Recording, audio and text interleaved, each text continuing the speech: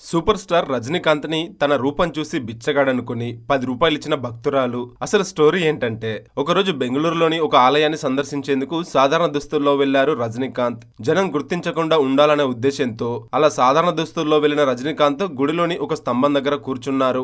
అదే గుడికి వచ్చిన ఓ గుజరాతీ మహిళ రజనీకాంత్ ని చూశారు. కానీ ఆమెకు అతనెవరో తెలియదు. ఆయన రూపాన్ని బట్టలని చూసి జాలిపడి అతనిని బిచ్చగాడనుకుందామే. వెంటనే తన పర్సులోంచి 10 రూపాయల నోటు తీసి రజనీకాంత్ చేతిలో పెట్టింది. ఆ సంఘటన చూసిన గుడికి వచ్చిన కొంతమంది ఆశ్చర్యపడ్డారు. కానీ రజనీకాంత్ మాత్రం ఏమీ అనుకోకుండా ఎంతో మర్యాదగా ఆ నోటు తీసుకున్నారు. ఆమెకు నమస్కారం చెప్పారు. ఇక కొద్దిసేపటి తర్వాత గుడి నుండి బయటకు వచ్చి తన కారు వైపు నడుస్తున్నారు రజనీకాంత్. అప్పుడే ఆ మహిళ మళ్లీ ఆయనను చూసి ఆశ్చర్యపోయింది. తాను ఆ 10 రూపాయలు ఇచ్చింది సూపర్ స్టార్ కి అని అర్థం చేసుకుని ఆమె వెంటనే రజనీ వద్దకు వచ్చి క్షమాపణలు అడిగింది. కానీ రజనీ మాత్రం, నాకు దేవుడు అప్పుడప్పుడు నా నిజమైన రూపాన్ని గుర్తు చేస్తుంటాడు.